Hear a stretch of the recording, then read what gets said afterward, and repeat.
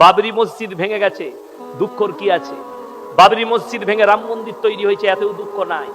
জানবেন এর মধ্যেই আমার আল্লাহ ভালাই রেখেছে, ঠিক কিনা? আমাদের খুশি কোনটা জানেন? দুঃখটা কোথায় নাই, মিটে গেছে। যে লোকটা প্রথম হামবার চালিয়েছিল বলবীর সিং, আল্লাহ তাকে কলমা পড়িয়ে ঈমান দান করেছেন। জোরে বলুন সুবহানাল্লাহ।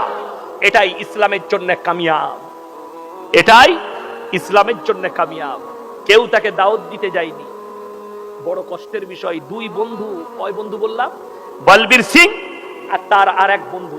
তার বাবা মানা করেছিল, বলবীর সিং এর বাবা, বাবা হিন্দু মুসলিম বাস করি বাবা, আরএসএস এর খপ্পরে পা দিস না, আর মসজিদ আল্লাহর ঘর ভাঙতে যাস না।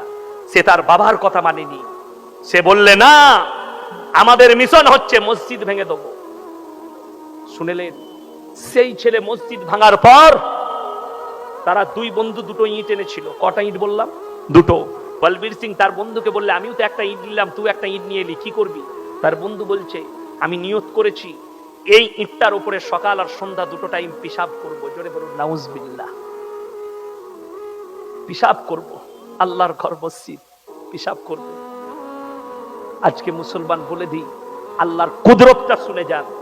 সেই ছেলেটা এক মাস পিশাব করার পরে ডিপ্রেশনে চলে আসে, ব্রেন হ্যাং হতে থাকে। তার মা কোনো জায়গা না পেয়ে লখনৌর এক ভালো আলিমের কাছে নিয়ে গেল, বড় আলেমের কাছে। বলে, আমার ছেলের এই অবস্থা। বলে, তোমার ছেলে কি করে? বলে, আমার ছেলে একটা পাপ করেছে। মসজিদ ভাঙতে গিয়েছিল, প্রথম হামবার বলবীর সিং বলে একজন, আর আমার এই সন্তান দুজন মিলে চালিয়েছিল। একটা ইট নিয়ে এসেছিল, সকাল সন্ধ্যা সেখানে পিশাব করত। সেই উলামা কাঁদতে লাগলেন আর বললেন, তোমার ছেলের একটাই উপায়, কলমা পড়ে যদি মুসলমান হতে পারে, আল্লাহ ডিপ্রেশন থেকে বার করে দিবে। শুধু সে একা নয়, তার মা পর্যন্ত কালমা পড়ে মুসলমান হলো। জোরে বলুন সুবহানাল্লাহ। বলবীর সিং তার মা বার করে দিয়েছে। সে দেখলে আমার তো এই হালত, মাও আমার দিকে তাকিয়ে দেখছে না, তাইলে আমার যে বন্ধু আমার সাথে গিয়েছিল তার বাড়িতে যাই। তার বাড়িতে কড়া লেড়েছে, লারা মাত্র দরজাটা যে লোকটা খুলেছে, এত বড় বড় দাড়ি, দাড়ি দাড়ি রাখার পরে অবাক হয়ে গেছে। বলবীর সিং তাকে যখন দেখেছে, বলবীর সিংকে দেখে সে তার বন্ধু হাউ হাউ করে কাঁদছে।